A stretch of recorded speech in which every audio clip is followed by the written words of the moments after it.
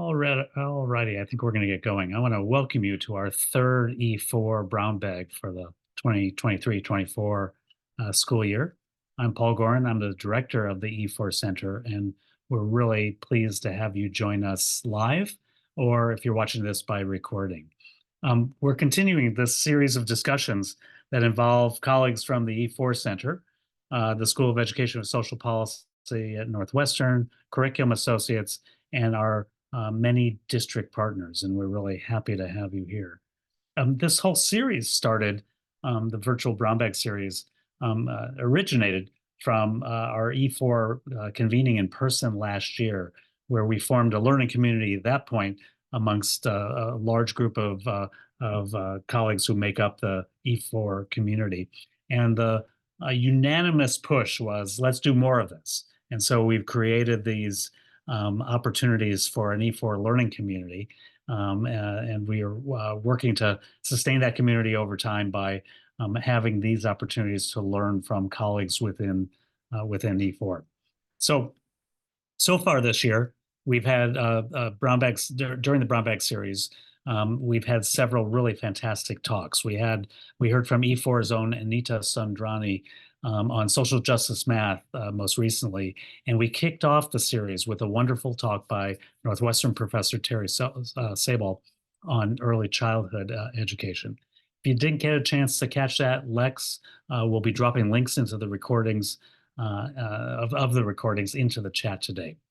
So for today's talk, we are so happy to welcome our colleague and friend Kelsey Young, Senior Research Scientist at Curriculum Associates, who will be talking about student achievement given the disruptions of the pandemic.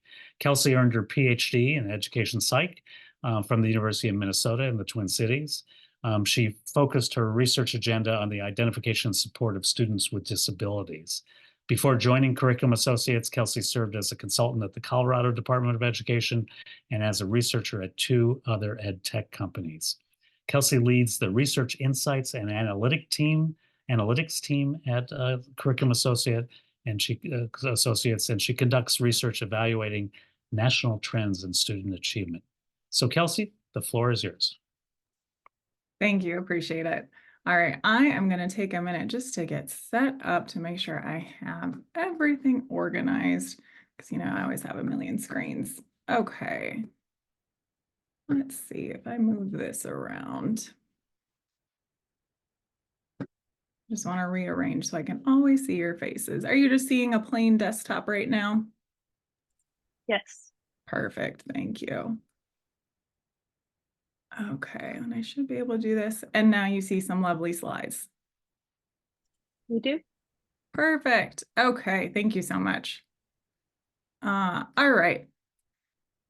Let's get this set up. Okay.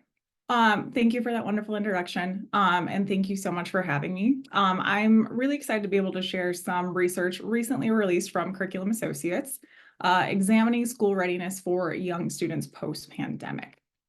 And I want to start with just some kind of context for how the study came about.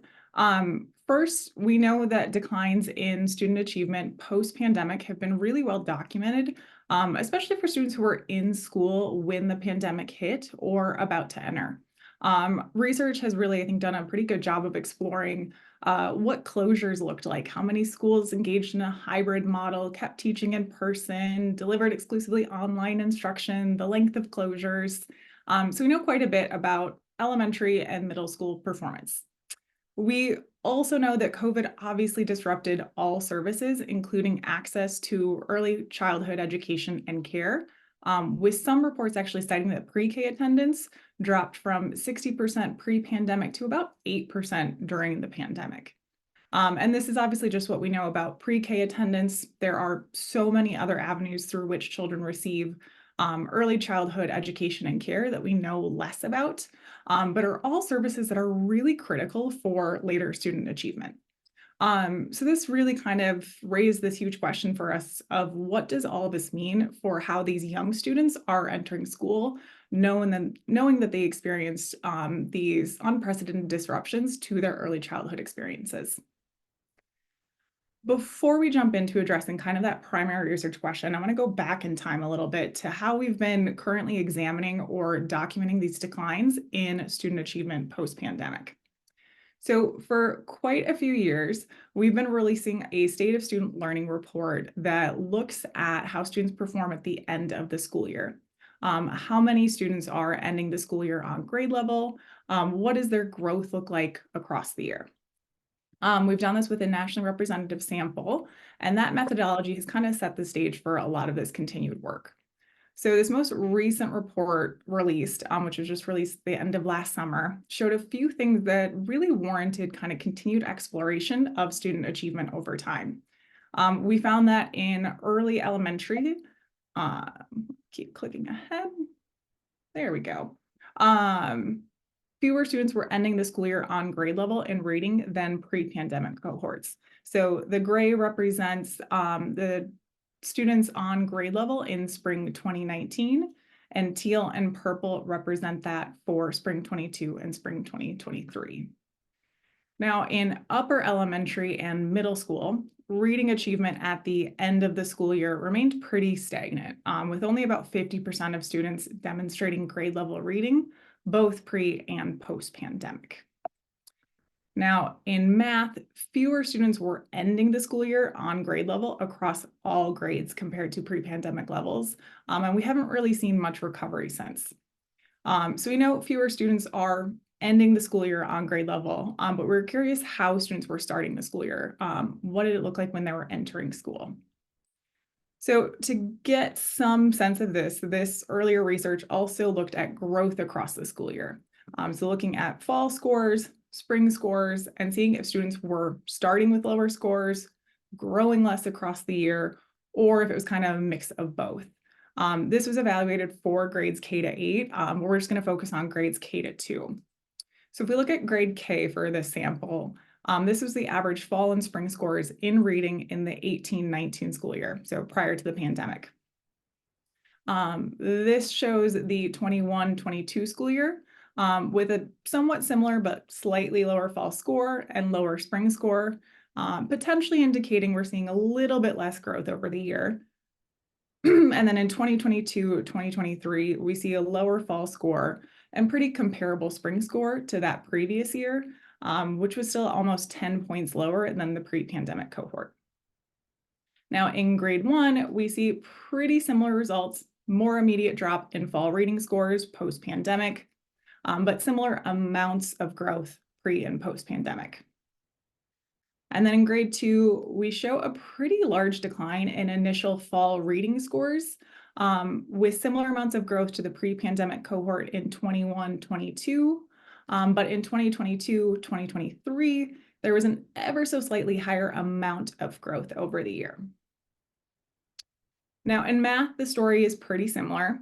Grade K, we see an initial drop in fall math scores and maybe slightly less growth in years since. In grade 1, we see a pretty similar trend with lower fall math scores and maybe slightly less growth in the 21-22 school year compared to pre-pandemic, but then a more comparable amount of growth in 2022-2023. And then in grade 2, again, an initial decline in fall math scores, but very comparable amounts of growth year over year. So while we're excited, for the most part, students are not growing dramatically different amounts pre and post-pandemic. The slopes seem pretty comparable. If they're entering the school year at a lower level and making the same amount of growth, there's obviously a lot more work to do to kind of make up some of this lost ground.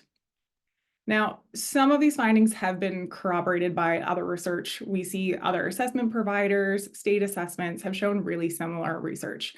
NAEP data gave us a suggestion as well. But a lot of this other research has focused on grade 3 and above, since many assessments don't start until 3rd grade. And given these initial findings in our own research showing young students are starting the school year below pre-pandemic cohorts, we felt it was worth further exploring this. And also just beyond this data and the known disruptions to early childhood services, we also knew and have heard frequently from the field, they feel like students are entering school less prepared, be it social emotionally, struggling with the routine, or their math and literacy skills. So we wanted to gain a better understanding of the academic readiness, or specifically the fall performance of students who were not in school during the pandemic. So this now kind of brings us to our current study. So to get a sense of this, we looked at performance on the iReady diagnostic. It is a criterion referenced assessment students typically take 3 times a year to help inform instruction. So we examined data from fall 2019, pre-pandemic, compared to fall 21, 22, and then this most recent administration, fall 23, for a nationally representative sample. And I want to take a minute to kind of explore a couple details about our methods. The first is creating this nationally representative sample. So I want to click into that and look at that. At a high level, this meant just creating a sample that mimics the demographic makeup of the nation for grades K to 2 students. So this just helps us better approximate trends and feel more confident that these accurately reflect how students across the US are performing. So what this looks like is understanding the makeup of the nation, setting targets to meet in our sample to match that makeup, and then coming up with a sample that as closely as possible kind of mirrors these demographics targets. So for our sample, we wanted it to match the national makeup in terms of race, ethnicity, median income, and region and locale at the school level. We used NCS, or the National Center for Education Statistics data, to kind of help us set or determine what those targets should be. What percentage of our sample needed to represent these groups. So this then involves sampling all of our potential iReady users and creating a sample that comes close to kind of mimicking those targets or mirroring those. As far as how close, we set a parameter that for each of the factors we wanted to match on, our sample had to be within 5% of our targets, or again, that demographic makeup of the nation we're trying to mimic. So all of those points around the circle are all of the factors we're trying to match on and ensure the percentage of our sample is comprised of the same percentage of that factor at the national level. So if we matched perfectly, this would be filled 100%. We have complete overlap, but we're shooting for just within 5%. So we just needed to be beyond this red line for all categories, mostly overlapping. And we can see if we just take 1 year and 1 subject as an example, this is for our reading sample for the 2019-2020 school year. We do a pretty good job of that by grade. So for each grade for this sample, we meet our threshold for every category. Our overlap extends beyond that threshold, meaning our samples are very close to matching our targets. So that was repeated by each year and subject. So what this led to was this sample, nationally representative samples for each grade and year based on those NCS targets. Here, the sample N represents the sample size for each year and grade, and then the percent in sample represents of our sampling frame, or all possible iReady customers that could be sampled in that year and grade, what percent of that sampling frame made it into our nationally representative sample. You'll notice that for the most part, the percent in the sample gets larger over time. This is because the population of our users has kind of shifted and grown over time to actually become a better representation of the nation. So it's easier for us to create this nationally representative sample. We have to drop fewer schools to hit those targets we're trying to match on. Now, all of that to say, we ended up with fairly large samples by each grade and year.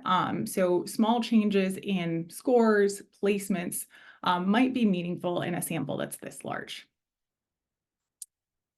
All right, we go back to our methods one more time. There's one other thing I wanted to discuss and kind of examine, which was how we looked at performance. So to understand how student performance changed over time, we looked at overall score on the test from pre and post-pandemic. And then we looked at placement levels, or where students are performing relative to grade level pre and post-pandemic. Now, when we look at placement levels, there is a little bit of nuance that kind of impacts how we interpret findings. placement levels overall provide a measure of where students are performing relative to their chronological grade. So this is based on college and career readiness standards. So students can be on grade level, placing in early on or mid above grade level. Early on grade level means students have partially met the college and career readiness standards for that grade, and mid above means they've fully met the standards for that grade.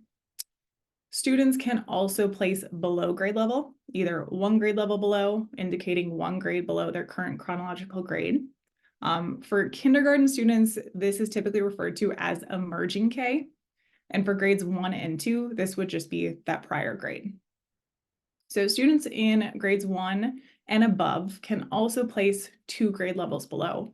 So for an example, a second grader, this would mean they're placing in the kindergarten level.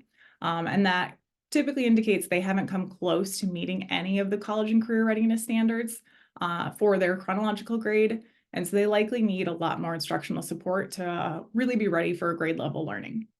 So as we can see, for grade K, the lowest placement is 1 grade below. For grades 1 and 2, the lowest placement is 2 grades below. Now, the other interesting thing, we expect most students to enter the school year performing 1 grade below. Excuse me. They haven't, and we don't have any expectation that they've mastered or have an understanding of any of those college and career readiness standards for that grade level that they're just entering. So while changes in the percentage of students who fall in that placement level could be an encouraging or discouraging finding, we need to kind of look at how the surrounding placement levels change to determine which it is.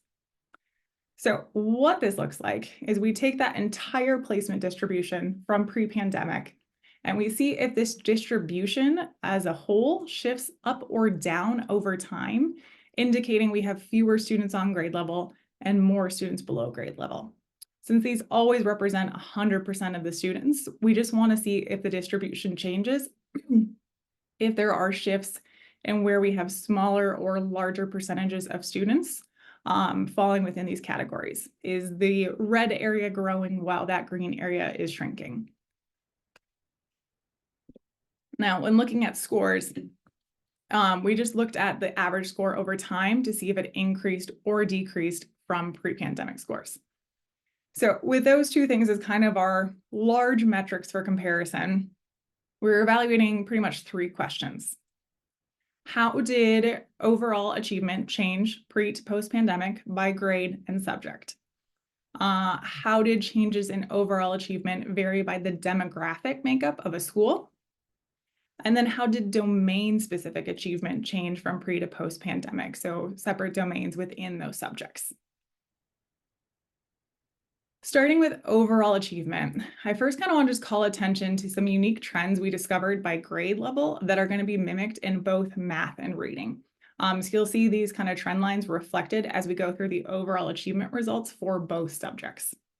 So remembering that these students were very young, but also at different ages during the height of the pandemic, it's maybe not as surprising that we see pretty unique trends by grade level.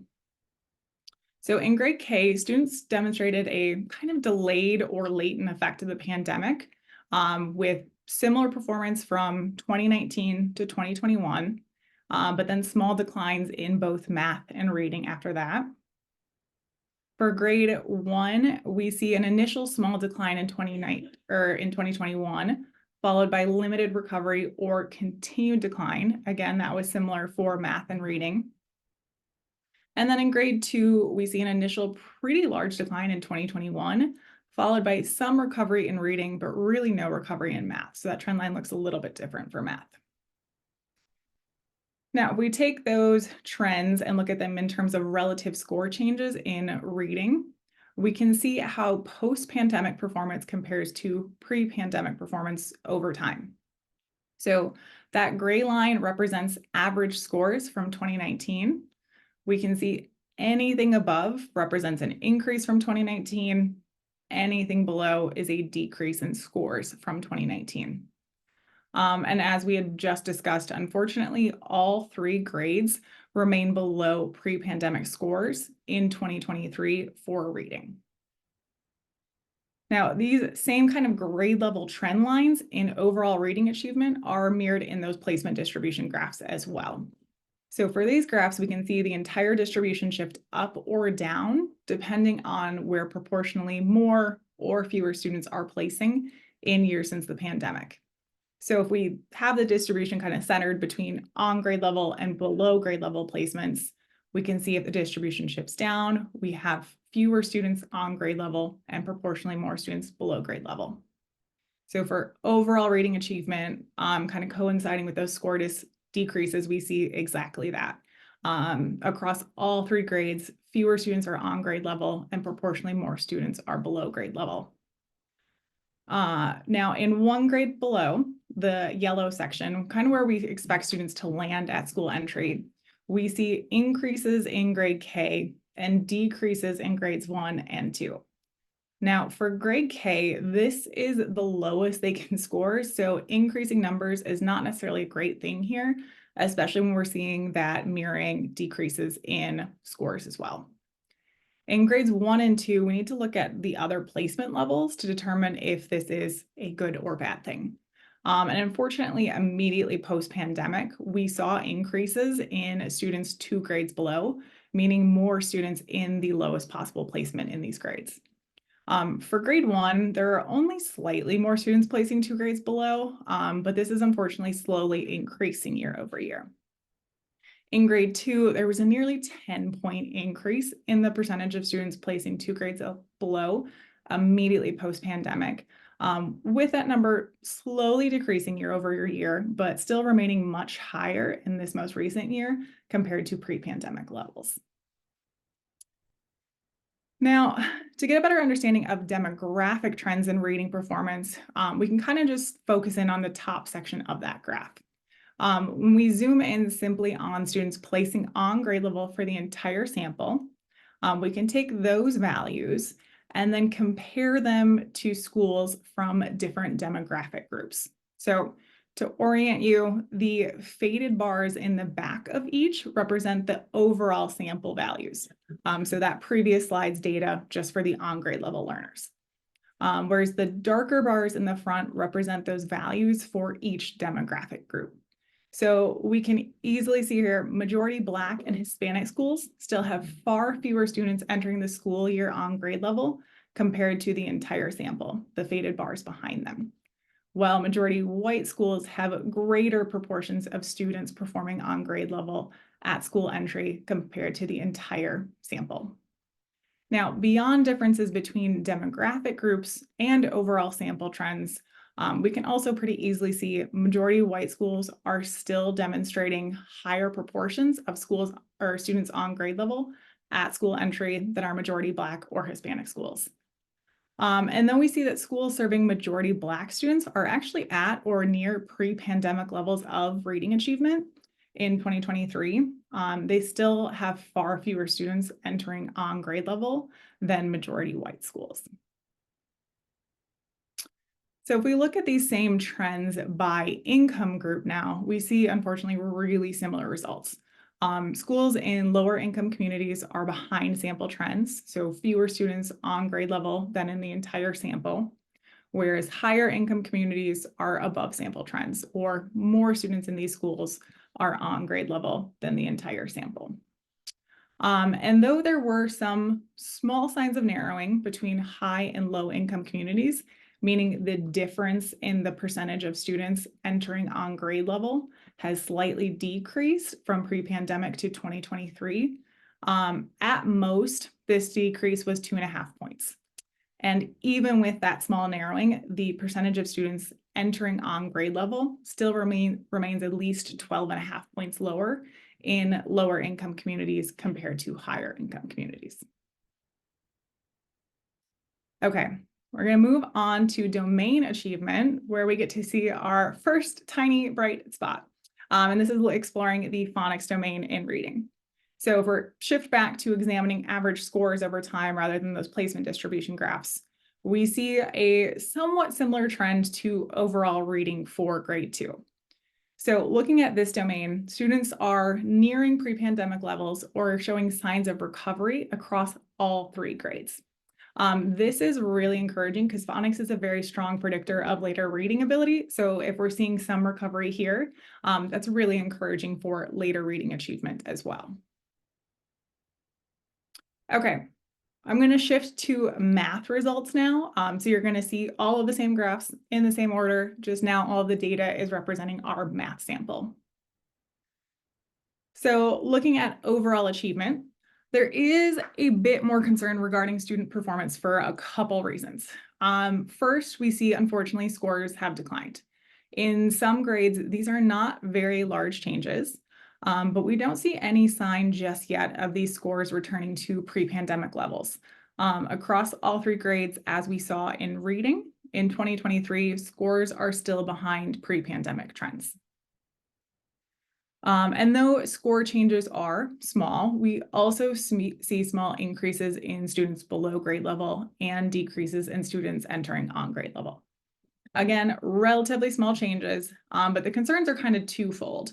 The whole distribution has shifted down over time and hasn't really shown any sign of shifting back up. The other concern is these values have remained pretty stagnant and a little disheartening even pre-pandemic. If we take, for example, grade 2, we saw even pre-pandemic, at least a quarter of students were entering 2 grades below, and it has just grown in years since. And we see a pretty similar trend in grade 1, though is not dramatic as grade 2, with more students entering 2 grades below and just growing in years since. Looking at demographic trends in math, again, focusing in on just our on-grade level learners, we see pretty low proportions of students across all demographic groups beginning of the year on grade level. And we see, unfortunately, inequities persist with majority white schools, though they demonstrated the largest declines year over year compared to the other demographic groups. These schools are still performing above the entire sample trends, while schools serving majority Black and Hispanic remain below the overall sample trends, the faded bars in the back. And obviously, if we compare the groups directly, not just to the overall sample, we easily see majority white schools have more students entering on grade level than majority Black or Hispanic schools. And again, kind of the same story looking at these trends by community income level. Across all income groups, we see proportionally fewer students entering on grade level post-pandemic and in 2023, and without much change in years since. Given that the values are remaining pretty stagnant across income level, that also means that inequities are continuing as well. Higher income schools have proportionally more students entering on grade level than the entire sample, or lower income communities as well. Now for math, when we look at domains, we focused on the numbers and operations domain. We see less striking changes maybe than those in reading, with only small to moderate declines in scores post-pandemic, but again, pretty stagnant results. This domain is critical for students' foundational math understanding. So even though these are small decreases, they do potentially raise concern for what this means for later math understanding. Okay, that was so much data and a lot of the same graphs. So I just kind of want to summarize the high level findings to bring us back. We found that fall achievement is showing declines in school readiness when we look at fall performance. Students are entering the school year performing behind pre-pandemic trends. We see, much like other research has shown, racial, ethnic, and economic inequities in achievement at school entry or school readiness are persisting. We also see that domain level trends often mirror overall reading and math trends, with the phonics domain showing slight signs of recovery, which again is really encouraging since it's such a strong predictor of later reading achievement. So if we kind of go back out to our big picture context for the study, not only do we see declines in student achievement for elementary and middle school students, those really well documented declines, but we also see that these are present in students who are not in school during the pandemic.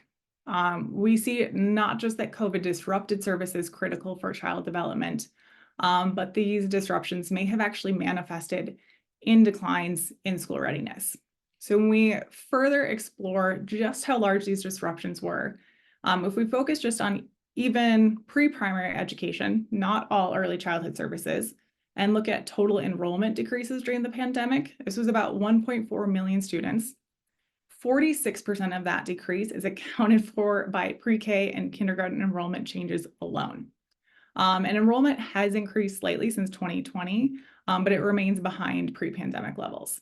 So we have a better sense of what this meant for young children, how they entered school. But our next kind of big question is, what does this mean for our pandemic recovery efforts? How can these efforts really be inclusive of very young learners and work on not only addressing lost instructional time, but very different early childhood experiences than previous cohorts, resulting in these declines in school readiness? I think the first thing that kind of highlights in terms of our pandemic recovery efforts is the need for expanding pre-K access.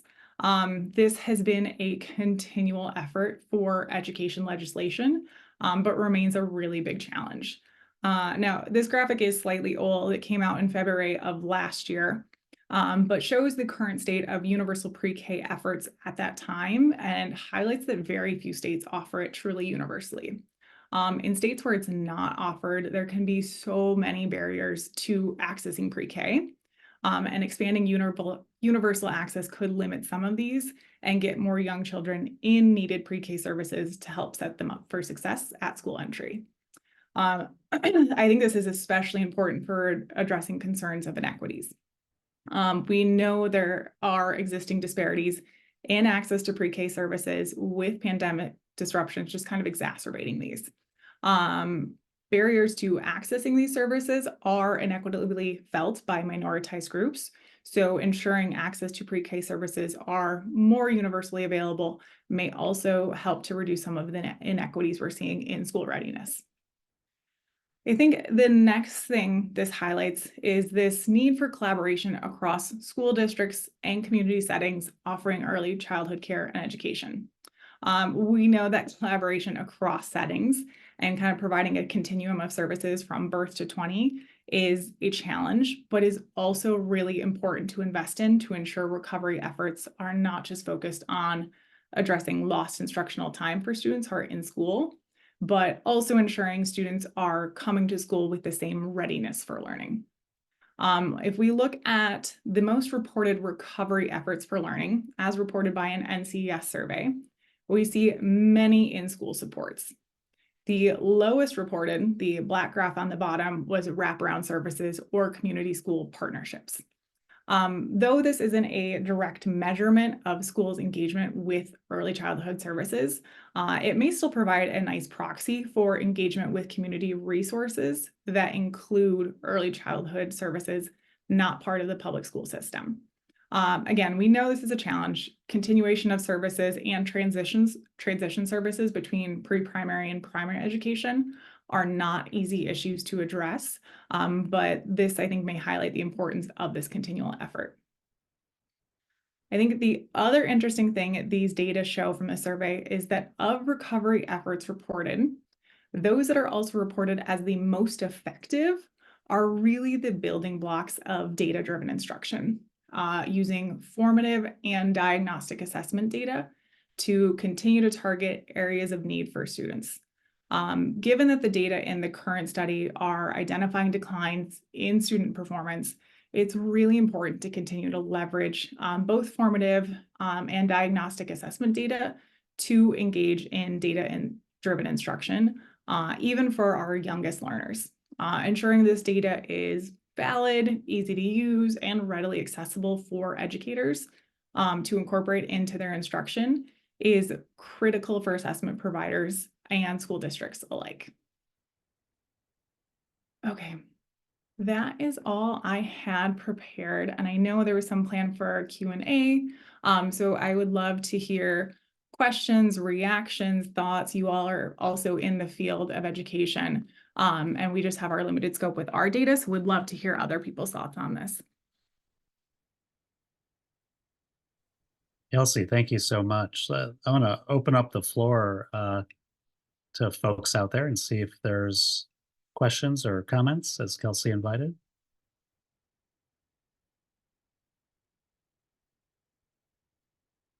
Anna, please. I can start. Yes. Kelsey, this was great. I saw, I saw a lot of the works and the presentation together looks really nice. I was really impressed with the visuals.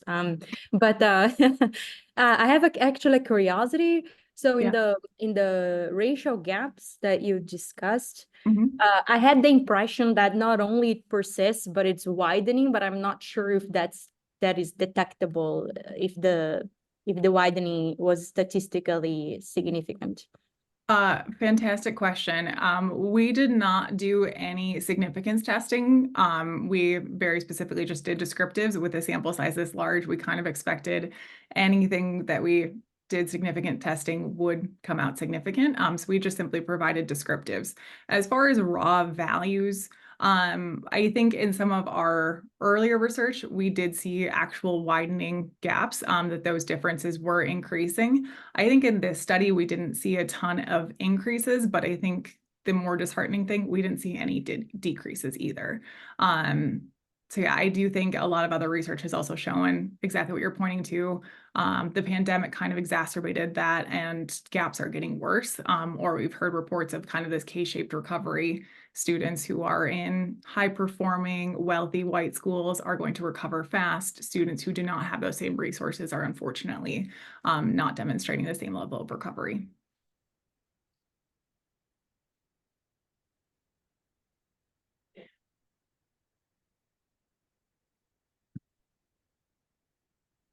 Hi, Kelsey, I have a question. Mhm.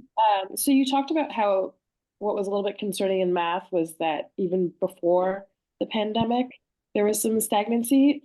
So do you think that those kind of conclusions you reach would also address that need in math, or is there like a need for more, or a different or more robust kind of recovery plan? That's a great question. And I don't know if I have a really solid answer for that, honestly, and I would love others' opinion. I think there needs to be, math recovery has been a challenge regardless, and we've seen that show up in other people's research in NAEP and other assessment providers that we're seeing slight signs of recovery that's exciting in reading, especially in young students, but we're not really seeing that in math. The New York Times. Yes, thank you, Jen. They just showed that today. So I think we're seeing that. I don't think we're seeing it as much in math. And so I think there needs to be some exploration of what we're doing to set students up for success. I think this also makes me think even pre-pandemic, we knew algebra readiness was a huge issue. Students were not becoming algebra ready. We know this is the graduation gatekeeper.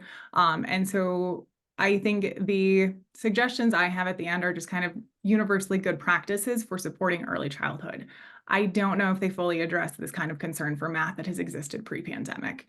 And so I think there might be more needed efforts in math specifically to help really support recovery there. Thank you for sharing that, Lex. Yes, fascinating to see that from New York Times as well. But yes, would also invite other people's feedback, or if there are any math experts, I am not a math expert, as to their thoughts. I would add, Kelsey, that was it last year, a year and a half ago, we did additional research on looking at schools who outperformed expectations on student growth. And we have sort of referred to it as beating the odds research. And in that, what we found was that it is really just good.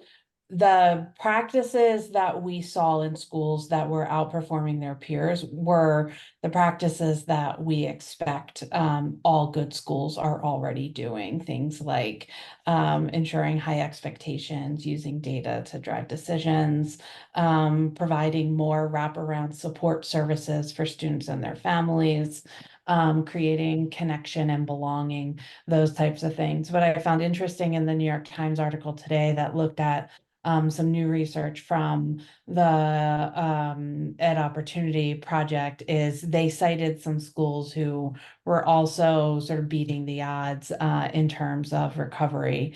And they're also citing the same types of things, that it is really academic services, but just the things that we already know are the things that schools should be doing.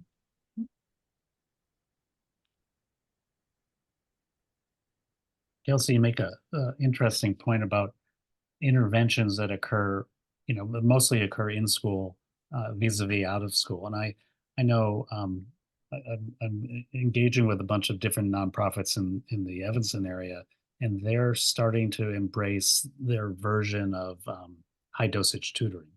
So it becomes an interesting question. I mean, your data and the CA data from iReady are so rich. If we could figure out a way to look at places that are intervening with high dosage tutoring, and those that aren't, so you can see the research study coming out, those are doing it in school, and then if we have a high enough N, those who are doing it out of school, and to see, because there's great data coming in on high dosage tutoring, but what stories can we tell, and where might there be growth, and then where might there be growth on the subdomains would be an interesting thing both in and out of school if we can figure out how to do that. Yeah, I think that's such an interesting question. The last ed tech company I was at was actually a high dosage tutoring provider virtually. And so we did a lot of work into that. And I mean, as we know, and high dosage tutoring is one of the most efficacious interventions for students who need academic support, and has one of the largest effect sizes. And I think, to my knowledge, preliminary research looking at that, usually we find in-school supports for delivering high dosage tutoring is more effective. And I think it's just because you have more control over the environment. If students are already in school, we can guarantee attendance, things like that. So usually we see larger effect sizes there, but I think that's also unreasonable to consider or to have for every student. It's not always an option. And I think there is still this need to really connect with out of school services.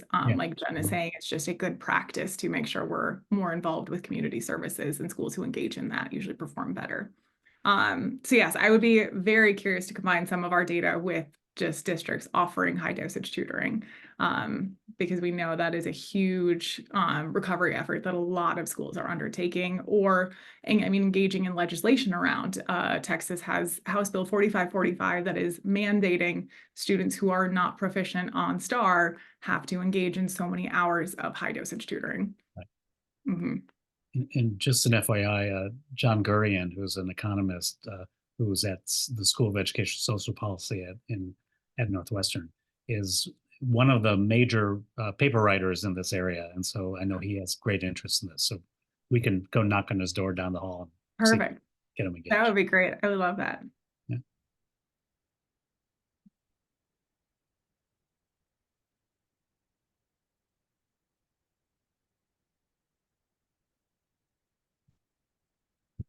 So I wanted to raise one other question, and you mentioned this quickly, and again, the data displays are really fascinating, and good on you for doing that. The slopes of the before the pandemic and after the pandemic are parallel, so that's good. I mean, the Pollyanna in me says, okay, that's good. Yeah. But if we were to unpack the slopes, especially after the pandemic, there's got to be some of the subdomains that are causing that to at least balance off in a parallel way, and some that might be pulling it down. Can you do the subdomain analysis to be able to tell our colleagues in school districts, here's where there are bright spots, but here's also where y'all should really be worried about things? Yeah, so for the slopes were from our State of Student Learning report, so I haven't dove into that data as much. Jen Solomon, my colleague, worked on that report and did a fabulous job. And again, I think it is that, yay, slopes are comparable, so that's good. But again, if we're starting lower and growing the same amount, we're not really making up lost ground. But when we looked at just domain achievement this past fall, just raw scores, we don't see any necessary growth because we just have one time point. Unfortunately, really our only bright spot was kind of that phonics domain in reading. In math, as far as we could tell, it was pretty equivalent across domains, and that everything just kind of fell the same amount. There wasn't really like, ooh, we're recovering here. I think when we're thinking about this group of students and specific domains, we really, I think the focus is foundational skills, numbers and operations in math, phonics and reading, just because we know they set you up for later success. But I don't think there's anything in the data to say, hey, this is actually recovering or we're doing a good job, other than that phonics domain, which I think is encouraging because we have heard from educators that that has been a focus of some of their recovery efforts, is focusing on this domain to make sure student reading achievement is prepared for later grades or later learning.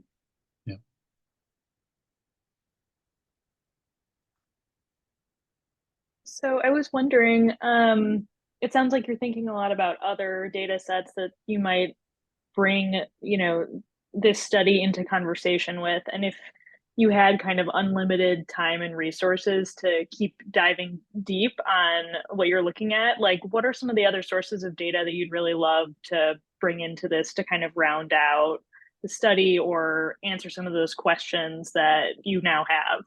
Yeah, that's a fabulous question. I think every researcher's dream. It's like, if I could do anything. I think something, Paul, you mentioned, I think is looking at intervention efforts that schools have taken on. I think combining this with previous research that Jen was citing, the speed and the odds study, what are unique interventions, unique trends we see by district? I think that would be really fascinating because I think it is so lovely having so much data, and I loved being able to create a national being able to create a nationally representative sample to speak to trends broadly, but we know that really kind of glosses over the variability we see by state, by district, and those efforts. I think we were representative to the school level, and so I think getting down to student level demographics achievement would be really exciting. Something Jen messaged me, 100% agree. We've talked about this a lot, attendance data. What does attendance look like? We know that has been a huge issue, especially post-pandemic. Attendance has taken a toll. We've seen more chronic absenteeism, and I think that would absolutely impact a student performance. I think those are the initial things that come to mind, but I'm sure there's a million more things I could come up with at some point and be like, ooh, this would also be interesting.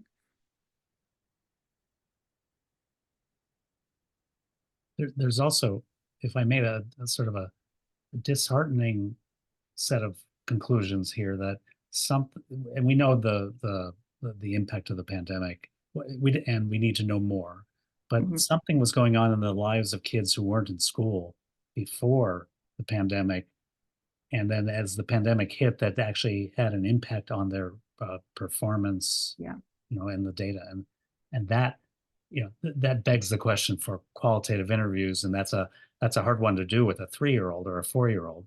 But it's an interesting question of what really, if you look before the pandemic, before 2020, and then after, what's the differences in the lives of a 3-year-old and a 4-year-old, and are we actually addressing that? 100%. Yeah, I thank you for pointing that out because I think that's something I didn't address.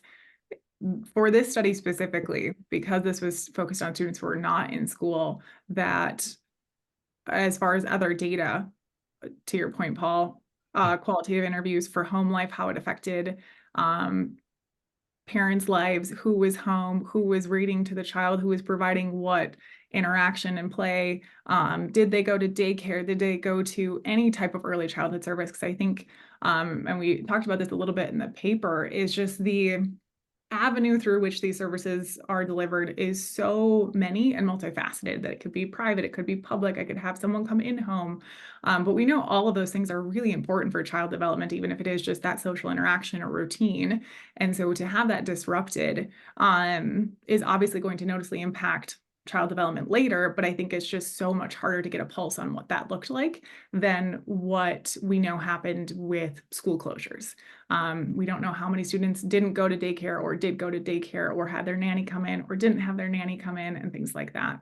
And so I think just the complexity of the early